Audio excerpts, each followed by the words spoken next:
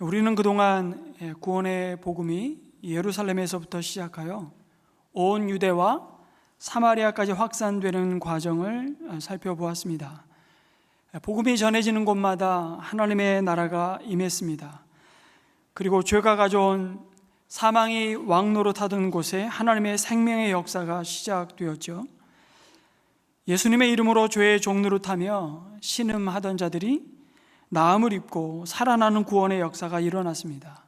병든 자가 나음을 입고 귀신이 쫓겨나가며 깨졌던 관계가 회복되기 시작했습니다.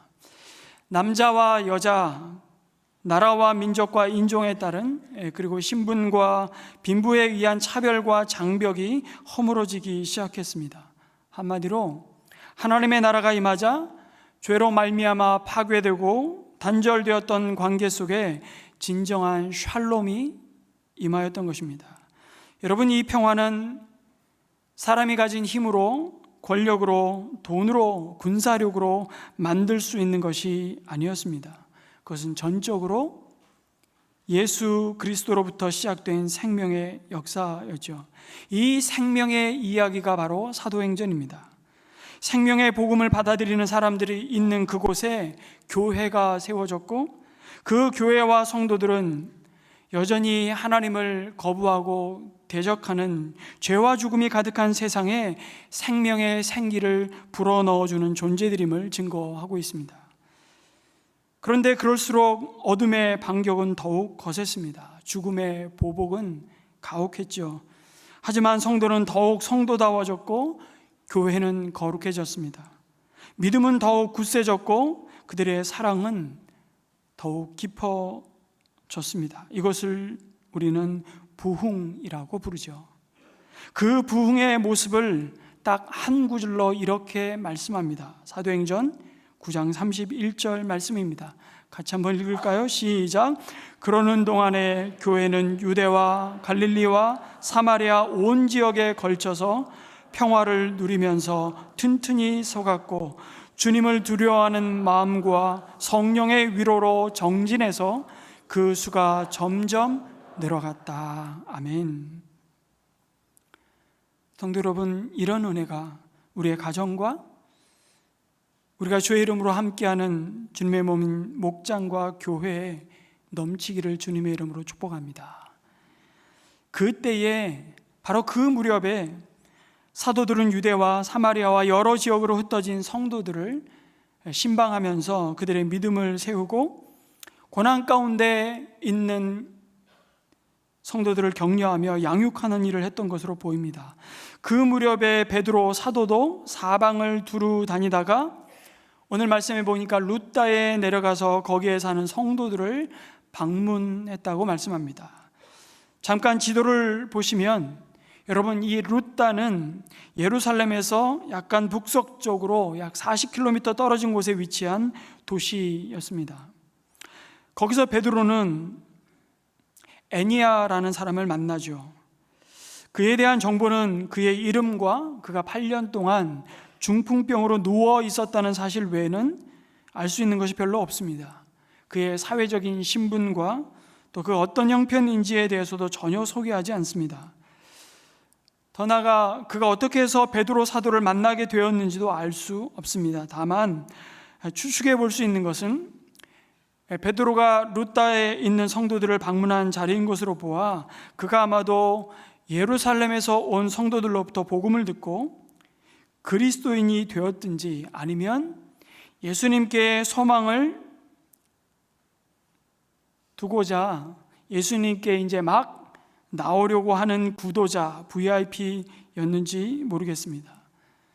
아무튼 여러분, 8년을 중풍병으로 그 자리에 누워 있었다는 자라는 사실 하나만으로도 그가 어떤 고통과 형편 속에 있었는지는 충분히 짐작하고도 남습니다. 굳이 긴 설명이 필요 없는 것이죠. 삶의 어떤 소망을 이야기할 수 없는 루저, 실패한 인생, 그로 인해 누구에게도 환대받을 수 없는 자리에 있는 사람이었음이 분명합니다. 그러던 차에 베드로 사도가 루다를 방문했다는 소식을 듣고 아마 함께한 믿음의 형제들이 베드로에게 이 사람을 꼭 만나 주시기를 간청했는지 모르겠습니다. 그리고 34절에 애니야를 만난 베드로는 그에게 거침없이 그리고 아주 담대하게 말합니다. 애니야여, 예수 그리스도께서 그대를 고쳐 주십니다. 일어나서 자리를 정돈하시오. 그러자 그는 곧바로 일어났습니다. 놀라운 치유의 역사가 일어난 것이죠. 베드로는 이 기적이 자신에게서 비롯된 것이 아님을 분명히 합니다. 예수 그리스도께서 그대를 고쳐주십니다.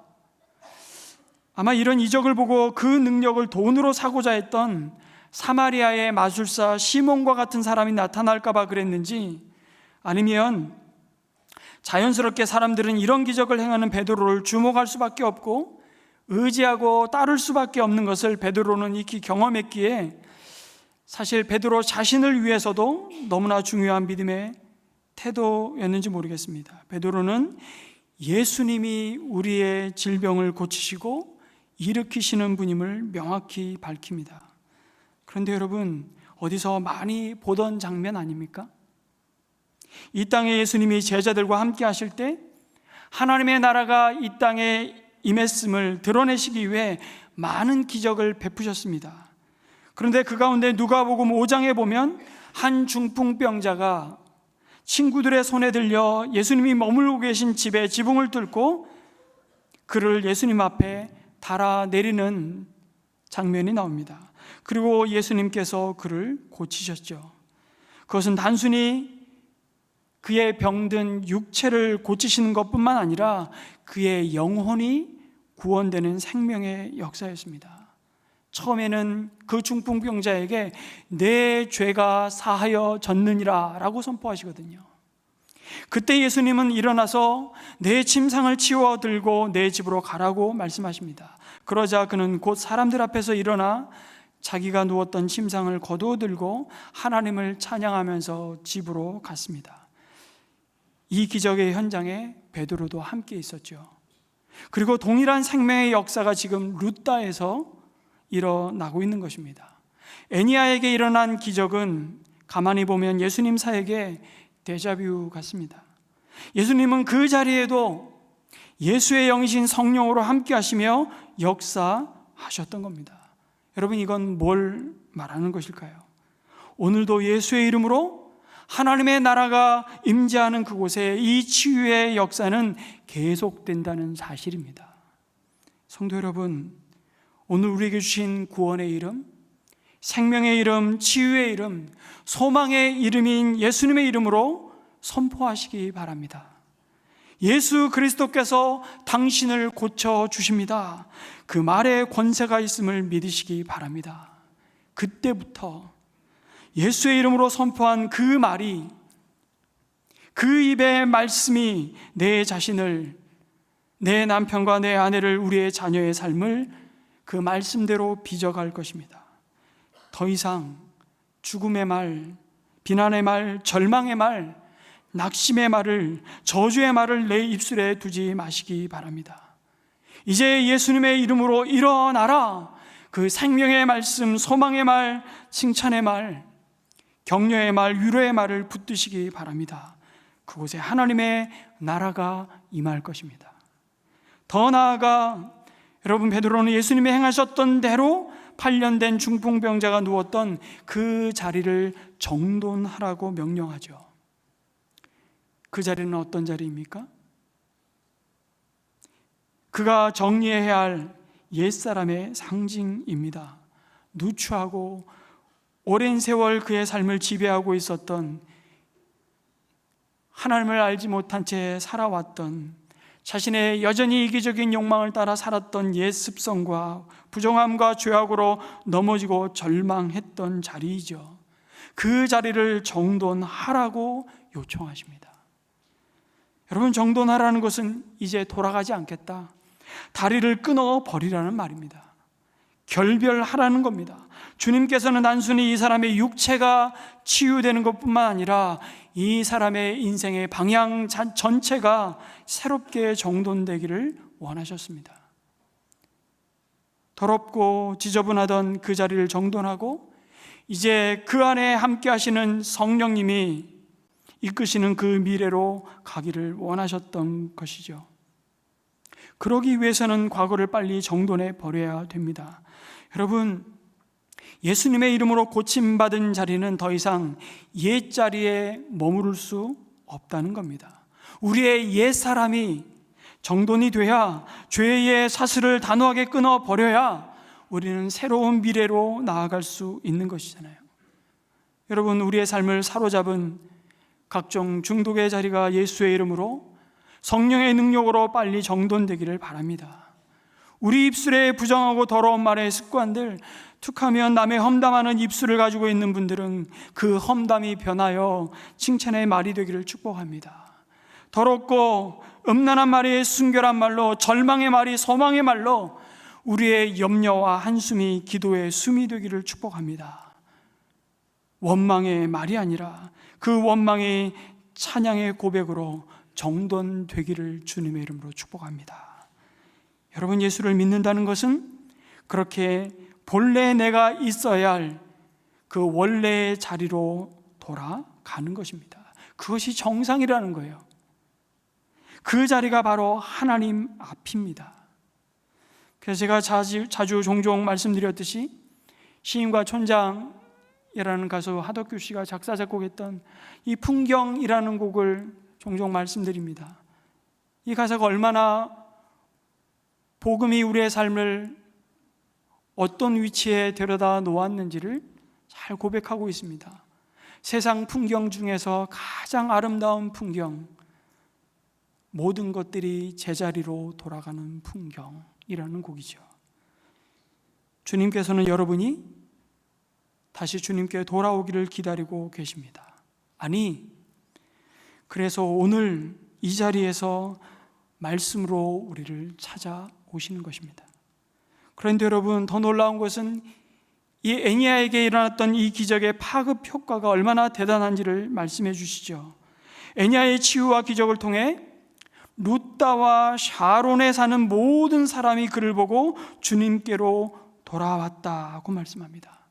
한 도시가 한 사람의 기적을 통해, 예수 그리스도께서 고치시고 일으키신 그 사건을 통해 주님께로 돌아오는 또 다른 기적을 보는 겁니다. 바로 이것이 치유와 기적의 목적이죠. 바로 예수님이 그리스도임을 증거하고 주님만이 모든 사람의 구원자요 주이심을 드러내는 복음의 능력이고 통로였다는 사실입니다. 그가 육체의 질병과 고통으로부터 나음을 입었기 때문에 예수님이 구원자가 되시는 것이 아닙니다. 그래서 병이 나아도 사실은 하나님의 뜻이고, 병이 안 나아도 하나님의 뜻입니다. 하나님은 8년이 아니라 80년을 아무런 회복의 기미가 보이지 않는 자의 그 절망을 통해서도 여러분 소망이 되시는 분이심을 믿으시기 바랍니다. 그러나 놀랍게도 룻다와 샤론의 땅에 하나님의 나라가 임했음을 하나님은 바로 애니야를 통해서 아주 가시적으로 그리고 능력으로 영광스러운 모습으로 선포하시기를 기뻐하셨습니다. 이것이 은혜이죠. 그러니 애니야는 그가 이제 누웠던 자리에서 스스로 일어나 걸음으로 그에게 덤으로 주어진 삶의 지경이 더 넓어지는 은혜를 입었습니다. 그 은혜로 인해 이제 그는 자신을 위해서 사는 자가 아니라 주님을 위해서 사는 인생의 길을 갈 수밖에 없는 것입니다. 그것이 그에게 진짜 주어진 축복입니다. 그래서 여러분, 몸은 나음을 입었는데 그 나음을 주신 예수님을 그의 구주와 자신의 주로 만나지 못했다면 여러분, 그보다 더 불쌍한 사람은 없습니다. 그래서 우리가 더욱 사모하는 은혜가 있다면 때로는 내 삶에 찾아온 고난도, 질병도, 약함도 예수님이 구원자이심을 드러내는 통로가 되는 것입니다. 애니야가 고침받아야 할 목적이 있다면 여러분, 병들었을 때는 못 가보고 못 누린 이 땅의 행복을 더 누리기 위해서가 아니라, 물론 그것도 우리에게 주시는 주님의 선물입니다만 그보다 더 중요한 목적이 있었다는 사실이죠. 예수 그리스도께서 나를 고쳐주셨듯이 당신도 고쳐 주실 것입니다. 그 은혜를 그의 삶으로 증거하는 일 아닐까요? 여러분, 그를 찾아온 베드로도 언제나 애니야와 함께 할 수 없습니다. 그를 곧 떠날 것입니다. 그러나 예수 그리스도가 당신을 고쳐주십니다. 그리고 여전히 예수님은 영원히 당신과 함께 하실 것입니다. 그거 말하지 않고도 그 이후에 모든 그의 삶을 붙들고 세우는 힘이요 반석 같은 진리인 것이죠. 그리고 그를 보고 많은 루다와 샤론에 사는 사람들이 예수님께로 돌아왔다고 말씀하는데, 아마 어느 순간 애니야는 그가 중풍병으로 누워 있었던 8년의 세월에서 고침받고 자기 발로 가고 싶은 곳을 갈 수 있는 그 기쁨보다 자기로 인해 자기와 같이 예수님의 이름으로 새 생명을 얻고 살 소망을 갖게 된 사람들로 인한 기쁨이 여러분 훨씬 컸을 겁니다. 그 무엇과도 비교할 수 없는 기쁨을 누리는 것이죠. 여러분, 주님은 부족한 우리를 통해서 누군가를 살리실 것입니다. 그래서 오늘도 우리 모두는 상처 입은 치유자로 살아갑니다. 여러분, 지금 애니야의 질병을 고치시는 예수님이 베드로를 먼저 치유하셨잖아요. 예수님을 3번씩이나 저주하면서 모른다고 부인하던 베드로, 그의 그 어두운 과거를 우리는 잘 알고 있습니다. 또 부활하신 주님을 만난 뒤에도 옛 생활로 돌아갔던 모습도 알고 있습니다. 고기를 잡으러 가야겠다고 그런 베드로를 주님이 찾아가셔서 해변에서 숯불을 피우시고 생선을 구우시며 그들을 먹이시며 베드로에게 묻지 않습니까? 내가 나를 사랑하느냐? 3번이나 물으시고 내 양을 치라, 내 양을 먹이라, 내 양을 먹이라 말씀하시며 그를 다시 사람의 업으로 부르시며 회복시켜 주셨습니다. 결국 회복된 베드로가 다른 사람을 회복시키는 모습을 우리는 보고 있는 것이죠. 먼저 회복된 자가 남을 회복하는 데 쓰임을 받는 이야기가 오늘 말씀이고 사도행전의 이야기입니다. 여러분, 우리 또한 예수 그리스도의 은혜를 입은 자요, 회복하심을 받은 자요, 구원받은 자입니다. 그 회복을 경험한 자의 말로 누군가가 위로를 받을 것입니다. 그 구원의 은혜를 입은 자의 나눔으로 누군가가 살 용기를 얻을 것입니다. 우리의 눈물로 누군가가 눈물을 닦게 될 것입니다. 우리는 누군가의 깨어진 관계와 그 깨어진 마음도 회복시키는 사람이 될 수 있습니다. 나의 힘과 의지가 아니라 예수님의 능력으로 말입니다. 우리도 누군가의 이름을 부르며 애니야야, 예수님은 너를 낫게 하신다라고 말해줄 수 있는 것이죠. 여러분, 그렇게 생명이 생명을 부르는 것입니다. 내가 예수님 때문에 살아있으면, 아니 살아났다면, 여러분, 우리가 유창하게 전도하지 않아도 정말 살고 싶은 사람들은 내가 믿는 예수님을 믿고 싶어 할 것입니다. 그곳에 오늘도 하나님의 나라가 생명의 역사로 임하실 것을 믿습니다. 그런 생명의 역사가 욥바에서도 이어지는 장면을 보게 되죠. 여러분, 욥바에 사는 다비다라는 한 여인을 이어서 소개합니다. 그녀의 이름은 헬라어로 도르가라고 불렸는데 그 이름의 의미는 가젤, 영양일까요? 사슴이라는 뜻으로, 여러분, 아가서에서는 사랑하는 자라는 애칭으로 사용되었습니다. 그녀의 사랑스러운 행실과 잘 어울리는 이름이죠. 그런데 그 이름과 함께 그녀를 그냥 성도라고만 소개하지 않고 여제자라고 소개합니다. 신약에서 유일하게 쓰여진 단어예요. 여제자. 그렇게 소개할 만큼 이미 신실한 믿음의 사람이었음을 알 수 있는 것입니다. 무엇보다 그녀가 많은 선행과 구제 사업으로 사람들을 섬겼다고 말씀하는데, 그 중에서도 많은 과부들이 그녀의 헌신적인 사랑으로 큰 위로와 도움을 받았던 것으로 보입니다. 아마 그녀의 남편이 전혀 언급되지 않는 것을 보아서 그녀 역시 과부였던 것으로 보입니다. 그녀의 삶이 동병상련을 경험하는 과부들을 향해 말과 혀로만 사랑한 것이 아니라 행함과 진실함으로 그 땅에 가장 소외되고 가난한 과부들을 향한 생명의 사역이었음을 증거합니다. 그렇게 다비다는 제자로 불리기에 충분한 여인이었죠. 그런데 그만 그녀가 병이 들어서 죽고 맙니다. 많은 욥바의 사람들이 그녀의 죽음을 받아들일 수 없었는지 그녀의 시신을 씻겨서 다락방에 두었다고 말씀합니다. 여러분, 보통 유대인들은요, 시신을 해가 지기 전까지 두지 않습니다. 당일 장례를 하는데 그렇게 하지 않고 다락방에 안치한 것을 보면 그녀를 향한 애도가 얼마나 깊었는지를 엿볼 수 있습니다. 그런데 그녀와 함께했던 다른 제자들이 욥바에서 가까운 루다의 베드로 사도가 있다는 소식을 듣고 두 사람을 베드로에게 보내죠.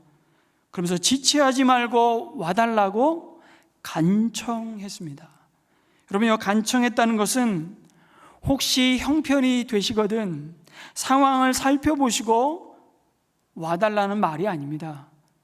제발 꼭 와주셔야 된다고, 무슨 일이 있어도 빨리 이곳에 오셔야 된다고 부르짖는 것이죠. 이런 질문이 듭니다. 욥바에 있는 제자들은 도대체 무슨 생각으로 베드로가 꼭 오셔야 된다고 간청했던 것일까? 죽은 다비다를 베드로 사도가 오셔서 다시 살려달라고 요청하기 위해서였을까? 그런 생각을 설마라고 대답하고 싶으실 것입니다. 이미 다비다의 시신을 씻겼다는 것은 일말의 여지 없이 이미 죽어 시신을 안장하기 위한 염을 다 마쳤다는 얘기죠. 그러니 지금 베드로 사도가 온들 다비다가 다시 살아날 일은 만무해 보이는 겁니다. 그러니 우리가 생각해 볼 수 있는 상황은 그래도 베드로 사도가 오셔야만 이 아름다운 여제자 다비다의 죽음 앞에서 이렇게 심히 슬퍼하는 성도들과 그녀에게 많은 사랑과 은혜를 입은 사람들이 위로를 받을 수 있겠다는 마음 아니었을까요? 그런데 여러분, 욥바에 내려간 제자들이 예루살렘 교회 핍박으로 흩어졌던 성도들이었다면, 아니 더 나아가 그들이 예수님과 함께했던 성도들이었다면 여러분, 생각이 달라집니다. 그들 역시 예수님이 회당장 야이로의 죽은 딸을 살리시고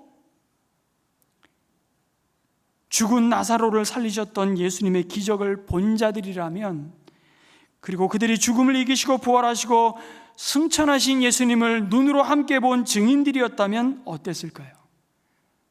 결코 베드로가 빨리 와서 위로의 말씀 한마디라도 해주셔야 한다고 간청하지는 않았을 겁니다. 물론 베드로가 그 장래에 와서 그들의 슬픔을 함께하는 것도 적지 않은 위로였을 것이죠. 그러나 베드로가 속히 오기를 간청했던 욥바의 제자들은 다비다를 다시 살리실 생명의 역사가 일어나기를 간절히 소망했을 겁니다. 성경은 그들이 베드로가 오기를 간청하고 베드로를 통해서 주님이 행하실 어떤 일을 기대했는지 구체적으로 밝히지는 않습니다. 그건 천국 가서 정말 물어보고 싶은 대목이에요.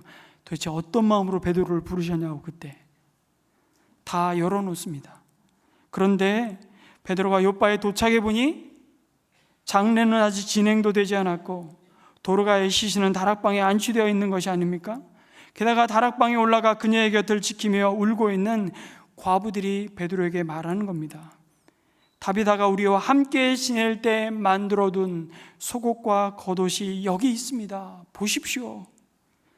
여러분, 과부들을 위한 속옷과 겉옷을 베드로에게 보여주는 이유가 뭘까요? 그 옷들이 다비다의 일상의 삶이 어떠했는지를 다 보여주는 것이기 때문입니다. 그녀가 무엇을 위해 살았고 어떻게 살았는지를 다 말하지 않아도 보여줄 수 있는 물건들이었기 때문이죠. 여러분, 이 당시의 옷감은 정말 귀한 것이었습니다. 그래서 겉옷, 외투는요, 대부분의 사람들이 한 벌 정도 소유했고 넉넉한 사람들이 두세 벌 정도 소유했을 정도로 귀한 것이었습니다. 그래서 그것은 잠잘 때는 이불의 역할을 하기도 했죠. 그래서 율법에도 출애굽기 22장으로 기억합니다만 누가 겉옷을 전당 잡거든 해가 지기 전에는 돌려주라고 말씀하고 있습니다. 그 이유가 그 겉옷이 가난한 자들에게는 그 광야 같은 팔레스타인 기후에서 밤의 추위로부터 그를 보호하는 마지막 수단이었기 때문입니다. 그런데 다비다가 그런 겉옷과 안에 입는 속옷을 제일 가난한 과부들을 위해 준비해 놓고 그것을 늘 나누는 자의 삶을 살았다고 증언하는 것입니다. 그녀는 이렇게 선행과 구제 사업을 많이 하는 사람이었다고 소개하는데, 여기 많이 했다는 의미도 두 가지 의미입니다. 넘치도록 했다는 것입니다. 힘에 진하도록 했다는 것이고요. 또 하나는 항상 그렇게 했다는 의미를 가지고 있습니다. 한마디로 그녀는 예수님의 제자로서 그녀에게 주어진 삶의 자리에서 하나님이 기뻐하시는 그 착한 일과 구제를 하는 척 한 것이 아니라, 생색내기 위해서 한 것이 아니라, give and take, 돌아올 어떤 대가를 기대할 것을 바라보면서 한 것이 아니라, 돌아올 것을 기대할 수 없는 자들을 향한 섬김이었음을 알 수 있는 것이죠. 우리는 여기서 다시 한번 주님의 은혜를 따라 자신의 것을 나누는 섬김의 원리를 보게 됩니다. 여러분, 세상은 이러한 나눔의 원리를 따라 베풀지 않습니다. 세상은 대가가 돌아올 사람을 골라서 나누죠. 세상은 되갚을 사람을 골라 그 사람에게 베풉니다. 내가 밥 한 끼 사면 나에게 밥 한 끼로 돌려줄 사람을 찾아서 우린 식사 대접합니다. 예전에 한 끼 줍쇼라는 예능 프로그램이 있었습니다. 집집마다 어느 동네에 찾아가서 초인종 누르고 한 끼 달라고. 지금 생각해 보면 참 무례해요. 자기가 아무리 유명한 연예인이라도 문 열어줄 줄 알고 하여튼 당당하게 또 들어가면 밥을 요구합니다. 그런데 그 예능 프로가 최근에 한 끼 합쇼로 바뀌는 거 아시죠? 못 보셨군요, 아직. 한 끼 줍쇼가 아니고요, 한 끼 합쇼라는 예능이 시작되었습니다. 그는 유명한 셰프를 대동하고 초인종을 눌렀을 때 열어주면 그 집에 들어가서 그 셰프가 음식을 차려서 그 집에 가족들에게 대접하는 예능입니다. 잘 바꿨습니다. 그런데 세상은 여전히 언제나 가는 게 있으면 오는 게 있어야 하는 법이 지배합니다. 여러분, 식당에서 서로 돈 내려고 싸우는 사람은 한국 사람밖에 없는 것 같습니다. 그게 정말 대접하고 싶은 마음이면 좋겠는데, 우리는 워낙 체면 문화인지라 밥 얻어먹는 게 참 힘든 사람입니다. 그런데 정말 그 사람이 나에게 밥 한 그릇 살 힘이 안 된다면 여러분, 그렇게 안 할 겁니다. 가는 게 있어야 오는 게 있다는 것이 세상의 원리입니다. 그런데 하나님 나라가 임한 그곳에 이 세상의 그 원리가 뒤집어집니다. 오는 게 없어도 가는 것입니다. 그리고 그렇게 줄 수 있는 것이 하나님에게서 온 것임을 기뻐하는 자가 누구인지 아니? 바로 너희들이라고, 그리스도인이라고 말씀하죠. 그래서 예수님도 너희가 거저 받았으니 거저 주라고 하신 겁니다. 세상의 작동법은 오늘은 내가 샀다면 내일은 네가 사라 하지만, 예수님은 그렇게 하지 마라. 너희는 그렇게 하면 안 될 사람이라고 말씀하십니다. 제 말이 아니에요. 누가복음 14장 12절에서 14절로 주님은 말씀하십니다. 또 자기를 청한 자에게 이르시되 내가 점심이나 저녁이나 베풀거든 벗이나 형제나 친척이나 부한 이웃을 청하지 말라. 두렵건대 그 사람들이 너를 도로 청하여 내게 갚음이 될까 하노라. 잔치를 베풀거든 차라리 가난한 자들과 몸 불편한 자들과 저는 자들과 맹인들을 청하라. 그리하면 그들이 갚을 것이 없으므로 내게 복이 되리니 이는 의인들의 부활 시에 내가 갚음을 받겠음이라 하시더라. 아멘. 여러분, 진정한 나눔이란 나에게 예수님이 한 것과 같은 방식으로 베푸는 것입니다.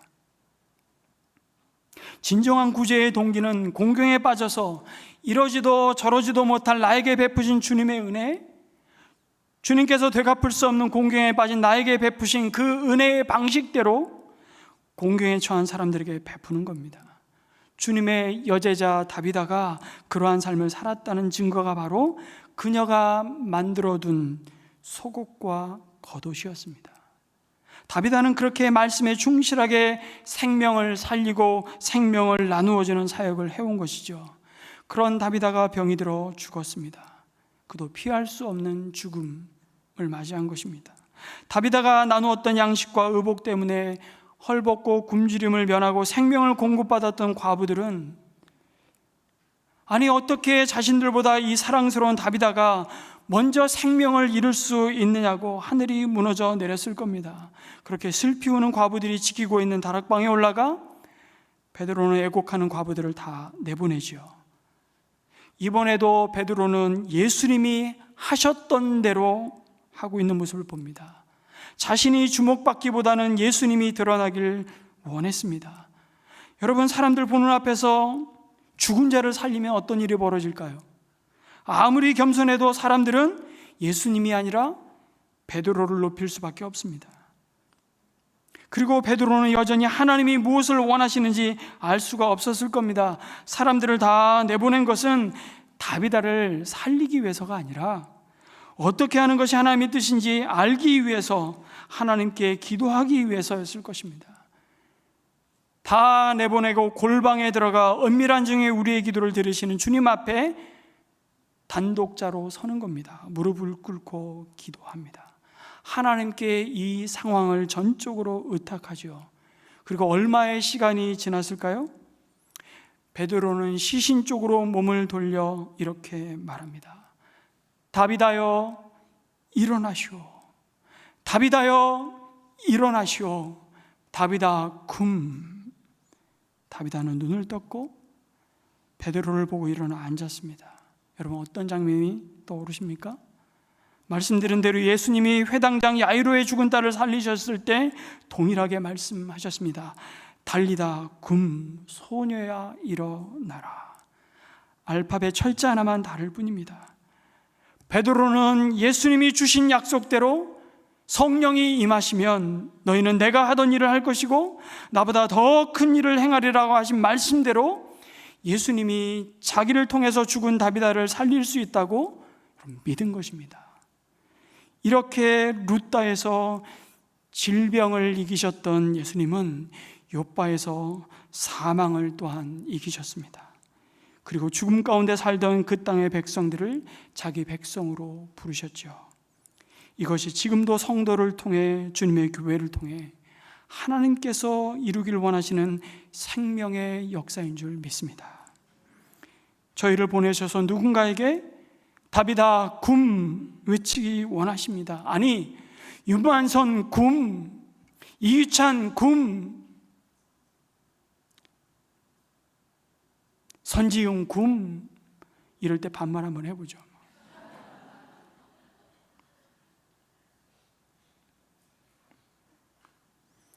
여러분, 자기 이름을 넣어서 한번 선포해 볼까요? 시작. 윤만선 굼. 다시 한번요. 윤만선 굼.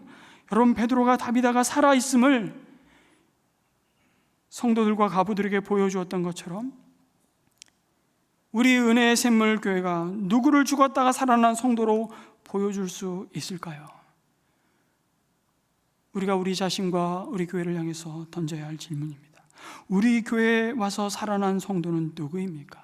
우리의 사랑을 통해서, 우리의 작은 수고와 섬김과 인내를 통해서, 우리의 믿음을 통해서 살아난 성도, 살아난 가정, 살아난 자녀는 누구입니까? 그렇게 살아난 증거들이 많을 때 욥바의 사람들이 주님을 믿게 된 것처럼 이 동백과 용인의 많은 사람들이 저희를 통해 예수님을 믿게 되는 그 구원의 역사가 많아지기를 간절히 소망합니다. 여러분, 우리 교회도 그렇게 자신의 생명을 내어주고 다비다가 만들었던 속옷과 겉옷과 같은 그 은혜의 흔적을 남긴 분들이 계시죠. 우리는 다음 주일에 그 이름을 다시 기억하며 기념할 것입니다. 안대욱, 배형규, 심성민, 그리고 우리 또한 삶의 한 절이라도 그들이 닮고 싶고 따라가고 싶었던 자신의 전부를 내어주신 예수님의 사랑과 은혜를 감사하며 다시 찬양하며 순교 기념주일로 드릴 것입니다. 한 번은 배은규 목사님이 인도 히말라야 심나의 단기 선교를 청년들과 갔을 때 그곳은 물이 늘 부족한 지역이었습니다. 산 꼭대기에 숙소가 있어 물을 끌어올리기가 어려웠습니다. 그래서 양동이 하나에 셋이서 몸도 씻고 양치질도 해야 했습니다. 그 물은 남자 셋이 몸을 씻기에는 불가능한 양이었습니다. 그때 배 목사님, 그 다음 나이 많은 형제가, 그리고 가장 나이 어린 순서로 몸을 씻었습니다. 마지막에 들어간 형제가 속으로 이렇게 생각했답니다. 내가 쓸 물이 남아 있을까?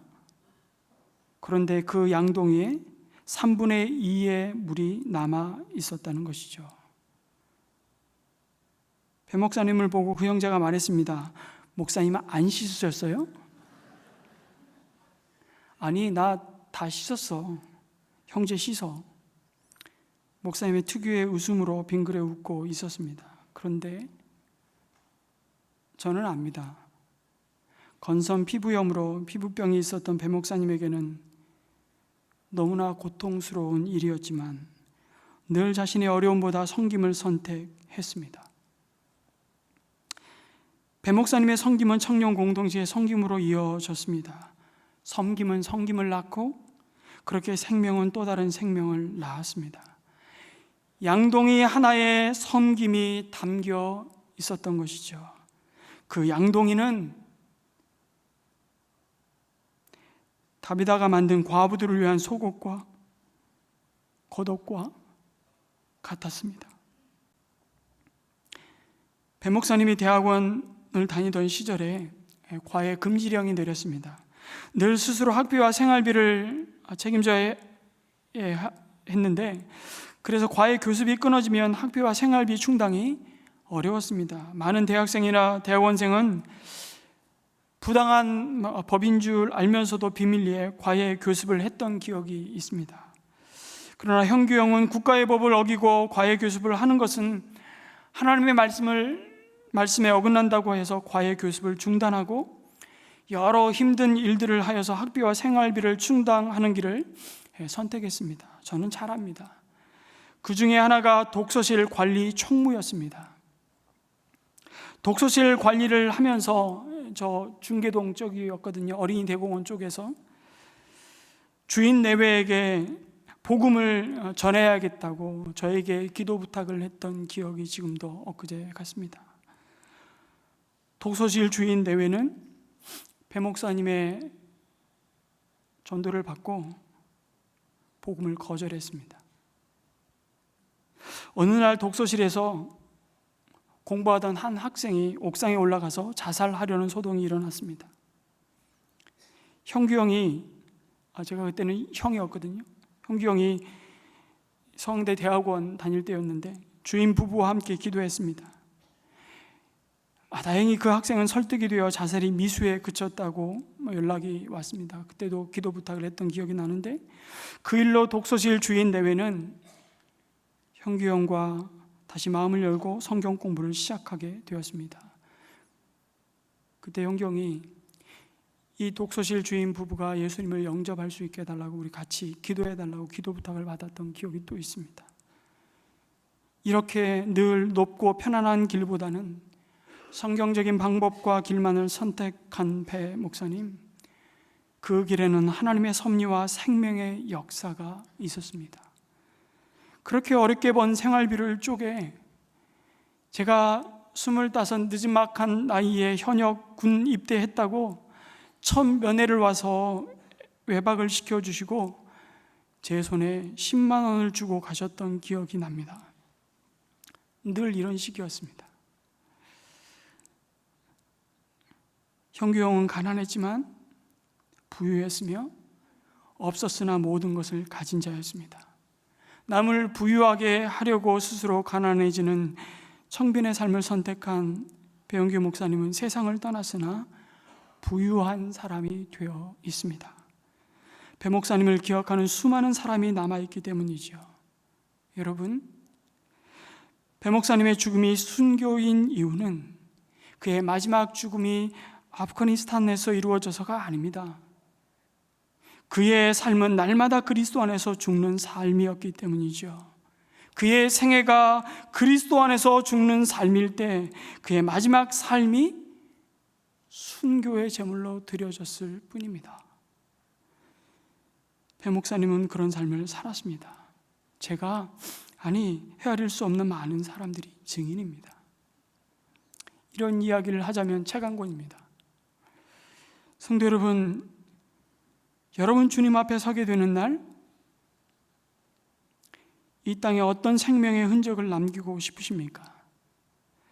여러분, 언젠가 다시 다비다는 죽음을 맞이했을 겁니다.